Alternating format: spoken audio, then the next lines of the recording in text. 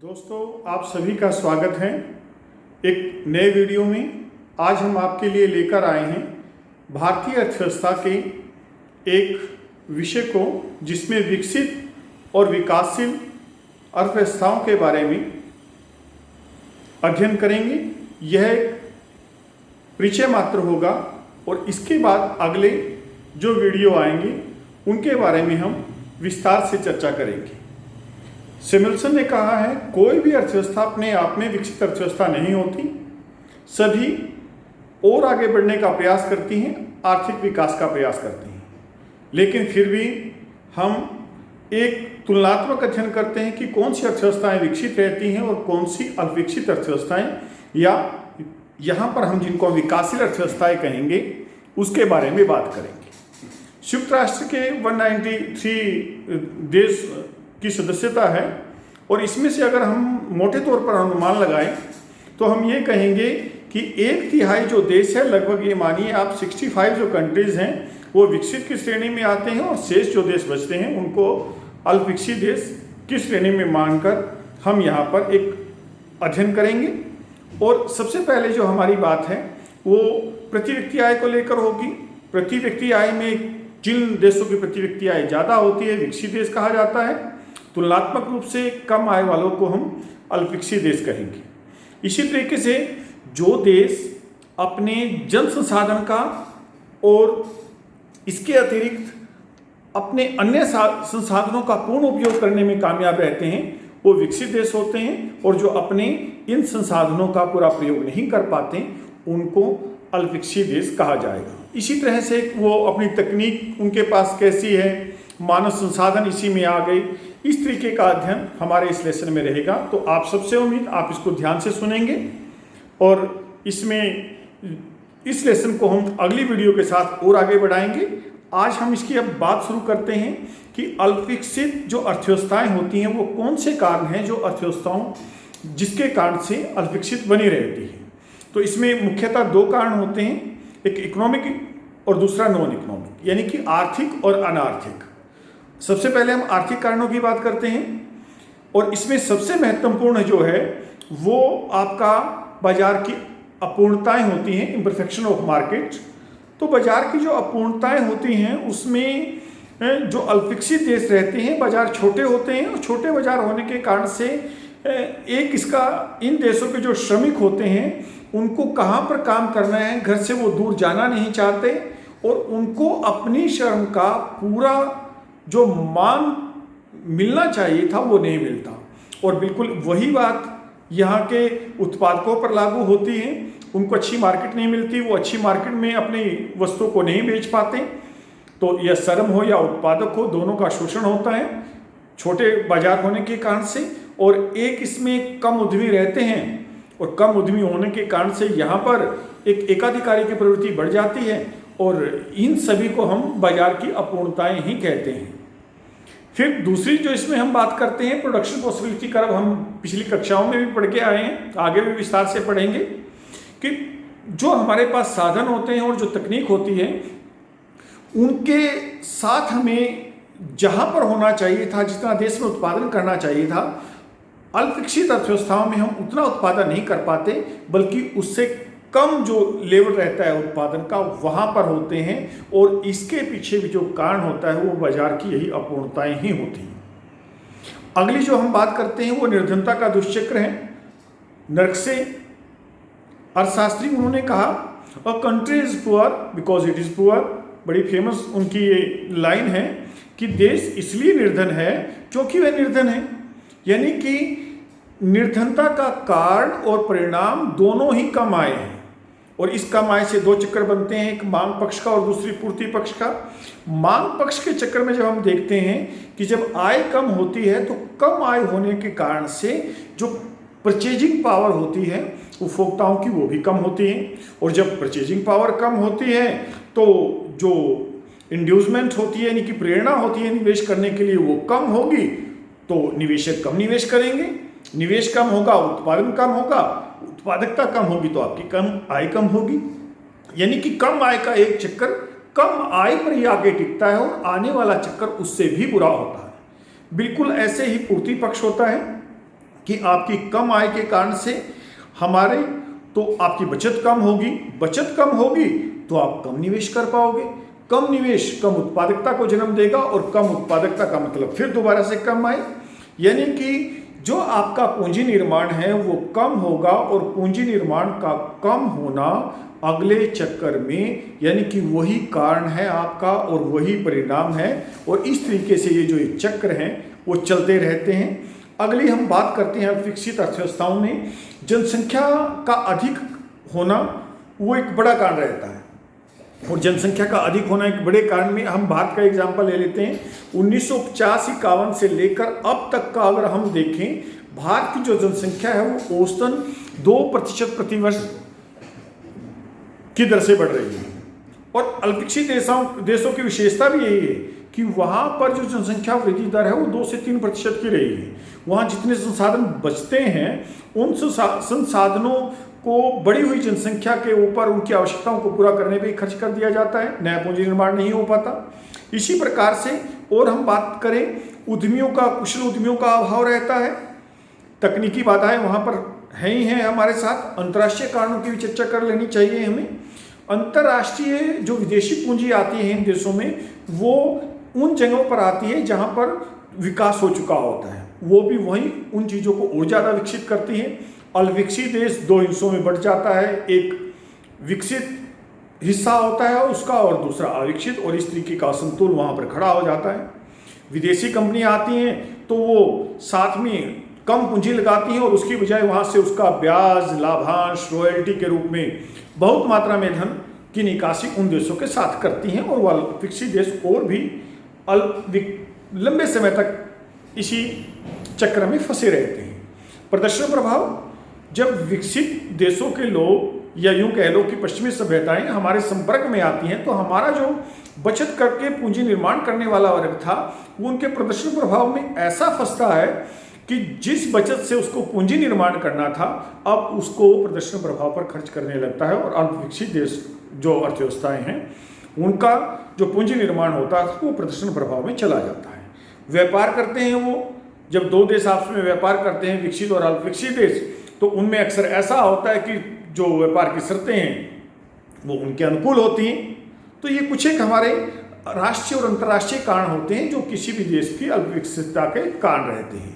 कुछ एक कारणों का हम अनार्थिक कारणों का भी जिक्र कर लेते हैं। सामाजिक कारण होते हैं, चाहे वो जाति प्रथा रहे, धर्म धार्मिक कारण रहे, ये सभी कारण किसी अल्पविकसित अर्थव्यवस्थाओं को काफ़ी लंबे समय तक उसमें बनाए रखते हैं। राजनीतिक कारण एक बड़ा कारण रहता है। इन देशों के अंदर सरकारें ज़्यादा देर अस्थिर सरकारें होती हैं और उन अस्थिर सरकारों में, मिलीजुली सरकारों में भ्रष्टाचार का बड़ा बोलाबाला रहता है। स्वतंत्र निर्णय नहीं हो पाते। अगर कोई ईमानदार सत्ता में नेता है भी शीर्ष पर तब भी वो उसी हिसाब से कार्य नहीं कर पाएगा। प्रशासनिक ढांचे की बात करें तो प्रशासनिक ढांचे में वास्तविक शक्तियाँ निहित होती हैं, कुशल योग्य आदमी चाहिए होते हैं, और उसके बावजूद ये दोनों चीज़ें होने के बावजूद भी उनके अंदर ईमानदारी होनी चाहिए। लेकिन अक्सर ये पाया जाता है कि ऐसी अर्थव्यवस्थाओं में जो प्रशासक होते हैं वो बिल्कुल भ्रष्टाचार में पूरी तरह लिप्त होते हैं, और ये एक बड़ा कारण रहता है। अब हम अगली बात करते हैं कि आर्थिक विकास के अगर अर्थ को जानना चाहे तो कैसे करेंगे। तो इसके लिए हम इसको 3 हिस्सों में बांटेंगे। एक राष्ट्रीय आय के आधार पर, अगर किसी देश की राष्ट्रीय आय बढ़ती है तो ये माना जाता है कि उस देश का आर्थिक विकास हुआ है, ये परंपरावादी दृष्टिकोण है। इसी प्रकार से हम जो दूसरी बात करते हैं वो प्रति व्यक्ति आय की बात करते हैं। प्रति व्यक्ति आय अगर बढ़ती है तो उस देश के जो व्यक्ति हैं उन सभी की हम ये मानते हैं कि कहीं ना कहीं सुधार हो रहा होता है। इन दोनों परंपरावादी विचारों में खामी रहती है। ऐसा होता है कि अगर राष्ट्रीय आय के बढ़ने से जनसंख्या ज़्यादा बढ़ जाए तो वास्तव में प्रति व्यक्ति आय भी कम हो रही होती है, और ऐसा भी देखने में आया है कि प्रति व्यक्ति आय भी बढ़ी लेकिन देश के अंदर असमानताएं भी बढ़ी, जिसका लाभ सभी को नहीं मिलता। तो ये भी एक बड़ा कारण रहता है कि प्रति व्यक्ति आय को भी एक समुचित मापदंड नहीं माना जाता। आधुनिक अर्थशास्त्री इनके साथ साथ वास्तविक प्रति व्यक्ति आय जो बढ़ती है उसके साथ साथ आर्थिक कल्याण को एक महत्व देते हैं कि जिसमें असमानताएं कम हो, निर्धनता कम हो, लोगों की अनपढ़ता दूर हो, लोग बीमार ना हो। तो ये जो आधुनिक विचारधारा है इसको ज़्यादा आर्थिक विकास का मापदंड मानना उचित रहेगा। अब हम बात करते हैं कि आर्थिक विकास की विशेषताएं, ये सारी बातें कि आपकी वास्तविक राष्ट्रीय आय बढ़नी चाहिए, वास्तविक प्रति व्यक्ति आय बढ़नी चाहिए, असमानताएं कम हो, संरचनात्मक परिवर्तन हो, यानी कि प्राथमिक क्षेत्र की बजाय यानी कृषि संबंधी जो क्षेत्र हैं उसकी बजाय लोग जो आपकी माध्यमिक क्षेत्र है यानी कि जिसमें चीज़ें तैयार होती हैं प्राथमिक क्षेत्र की, उद्योग क्षेत्र और टर्सरी सेवा क्षेत्र हैं वो मजबूत हो। और इसी तरीके से मानवीय विकास हो, मानवीय विकास में मृत्यु दर जब कम होती है, बीमारियों पर नियंत्रण होता है, शिक्षा स्तर में वृद्धि होती है, ज्ञान में वृद्धि होती है, लोगों को अच्छा आहार मिलता है, तो ये सभी आर्थिक विकास की मुख्य विशेषताओं की हम मानते हैं कि ये रहती है। अब हम बात करते हैं कि आर्थिक विकास के निर्धारक कौन से होते हैं। तो आर्थिक विकास के दो निर्धारक की बात करते हैं हम, जैसे कारणों की बात की, एक इकोनॉमिक डिटर्मिनेंट्स होते हैं और दूसरा नॉन इकोनॉमिक डिटर्मिनेंट्स। तो इकोनॉमिक डिटर्मिनेंट्स में हम सबसे पहले नेचुरल रिसोर्सेज लेते हैं। पूरे विश्व में जिन भी देशों के पास आर्थिक संसाधन अधिक पाए जाते हैं उनका विकास तेज गति के साथ होता है। दूसरा, जिनके पास आर्थिक संसाधन चाहे कम भी हैं लेकिन उनके पास मानवीय संसाधन है, वो इतने कुशल रहते हैं कि वो प्राकृतिक संसाधनों की कमी को दूर करके अपने देश की गति को, आर्थिक विकास की गति को बढ़ाते हैं। हमारे पास जापान है, स्वीडन है, स्विट्जरलैंड है, अनेकों देश ऐसे हैं जिनके पास प्राकृतिक संसाधनों की कमी है लेकिन कुशल, ईमानदार और योग्य मानवीय संसाधन ने उन कमी को दूर किया और वो पूरे विश्व की विकसित अर्थव्यवस्थाओं में अपना स्थान बनाए हुए हैं। जनसंख्या का भी ऐसे है, जनसंख्या अगर आपकी ज़्यादा है, आपने उसको अपनी ताकत बना लिया तो देश की समृद्धि में, वस्तुओं की लागत बढ़ाने में योगदान करेगी। इसके विपरीत नहीं तो अधिक जनसंख्या बेरोजगारी का जन्म देगी, कुपोषण का जन्म देगी, आप उनकी शिक्षा का, स्वास्थ्य का अच्छा प्रबंध नहीं कर पाओगे और वो आपके लिए एक समस्या बन जाएगी। यानी कि एक ही चीज़ कारण आपका बुरे की तरफ भी जा सकता है, अच्छे की तरफ भी जा सकता है। इसी तरीके से बाजार का आकार बड़ा होना चाहिए, वो उसके अंदर बाजार की अपूर्णताएं नहीं रहती, फायदा मिलता है। पूंजी निर्माण तेज गति से हो, उसके लिए आवश्यक ये है कि पहले आप बचत करें और बचत करने के बाद आपके पास समुचित बैंकिंग व्यवस्था हो जहां उस पैसे को इकट्ठा किया जा सके। एक कुशल उद्यमी हो जो उस इकट्ठी की हुई बचत को निवेश करे और देश के उद्योग धंधे अच्छे फले फूलें। इसी तरीके से कैपिटल आउटपुट रेशियो होता है कि आप 1 रुपए की पूंजी जो बनाना चाहते हैं उसके लिए आपको कम से कम कितने पैसे का निवेश किया जाएगा। ये जितना कम होता है उतना अच्छा रहता है। यदि आप 1 रुपया पैदा करने के लिए 4 रुपये लगाते हैं और फिर 1 रुपया पैदा करने के लिए 3 रुपये लगाते हैं तो 1 के लिए 3 की जो रेशियो है उसको अच्छा माना जाएगा। वैज्ञानिक तथा तकनीकी प्रगति जितनी अच्छी होगी वो अच्छा निर्धारक होगा। वित्तीय स्थिरता होनी चाहिए, आपके मुद्रा बाजार हैं, पूंजी बाजार हैं, उद्यमी हैं, उनको समय पर पैसा मिले, वो अपने रोजगार, उद्योग धंधों को तेज गति से आगे बढ़ाएं। ये आर्थिक विकास आपका तेज गति से बढ़ेगा। अंतर्राष्ट्रीय निर्धारक भी रहते हैं, जैसे हमने पहले भी चर्चा की थी कारणों में, तो यहाँ भी वही बात है। जो अंतर्राष्ट्रीय जो ताकतें, जैसे अरब कंट्रीज रहे, वहाँ पर प्राकृतिक संसाधन थे, विश्व के जो आर्थिक संपन्न देश थे उन्होंने अपनी तकनीक दी, पैसा दिया, उन देशों का विकास हुआ। जो विदेशी जो आपके पास पैसा है, तकनीक है, वो आपके देश में सही तरीके से उनका प्रयोग होगा तो देश निश्चित तौर पर प्रगति करेगा। इसी तरीके से हम आर्थिक विकास के कुछ अनार्थिक जो निर्धारक तत्व हैं उनका भी जिक्र करते हैं। सबसे पहले बात होती है विकास की इच्छा की। इच्छा का होना अति आवश्यक है, चाहे वो अध्यापक हो, राजनीतिज्ञ हो, श्रमिक हो, व्यापारी हो, सभी का पहले, चाहे वो सामाजिक, राजनीतिक, धार्मिक जो भी संगठन है, विकास की इच्छा प्रथम आवश्यकता है, उसके बाद ही विकास संभव हो पाएगा। शिक्षा ऐसी हो, व्यवसायिक शिक्षा हो, लोगों का उससे कौशल बढ़ता हो, सारे लोग हमारे देश की तरह नौकरी मांगने के पीछे भागेंगे तो शिक्षा नहीं होगी। लोगों का ऐसा शिक्षा ने विकास किया होना चाहिए कि वो नौकरी देने वाले बने, ना कि लेने वाले बने, तभी देश आगे बढ़ता है। राजनीतिक जो नेतृत्व है वो बिल्कुल ईमानदार होना चाहिए, योग्य होना चाहिए, पूरा प्रतिबद्ध होना चाहिए, तब देश का विकास तेज गति से होता है। हमारे जो भी सामाजिक निर्धारक हैं, चाहे वो हमारा धर्म है, जाति व्यवस्था है, सुख परिवार प्रणाली है, वो सभी मिलजुल के काम करें, राष्ट्र के उत्थान की तरफ चलें, ना कि आपसी विवादों में सारा पैसा और समय नष्ट करें। इसी तरीके से भ्रष्टाचार अल्पविकसित देशों का एक बड़ी बात रहती है, बहुत बड़ी बुराई है, उस पर रोक लगनी चाहिए, कानून व्यवस्था बेहतर हो। तो ये सभी मिलकर आर्थिक विकास को निर्धारक करते हैं। अब हम एक छोटी सी बात और करते हैं, अंतिम बात, आर्थिक समृद्धि और आर्थिक विकास में क्या अंतर होता है इकोनॉमिक ग्रोथ और डेवलपमेंट में। ग्रोथ जो शब्द है यानी कि जो समृद्धि है उसको हम विकसित देशों से जोड़ के चलते हैं कि ये एक संख्यात्मक धारणा रहती है, विकसित देशों के लिए प्रयोग की जाती है।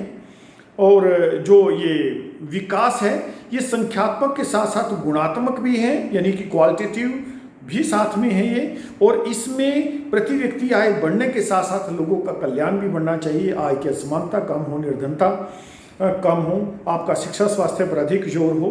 तो अल्पविकसित देशों के साथ इसको हम जोड़ते हैं। तो हमारे ये हमने बहुत कम समय में बहुत अधिक बातें आपको बताने की कोशिश की है और उम्मीद करते हैं कि आप सभी को इस विकसित और अल्पविकसित अर्थव्यवस्थाओं के बारे में जो एक परिचय है वो अच्छे से मिल गया होगा। आप इस वीडियो को 2-3 बार सुनिएगा, आपको इसका पूरा भरपूर फायदा मिलेगा। और अगली वीडियो में हम आपसे और दूसरा जो इससे संबंधित भारतीय अर्थव्यवस्था से संबंधित टॉपिक है उसको लेके हाजिर होंगे। धन्यवाद।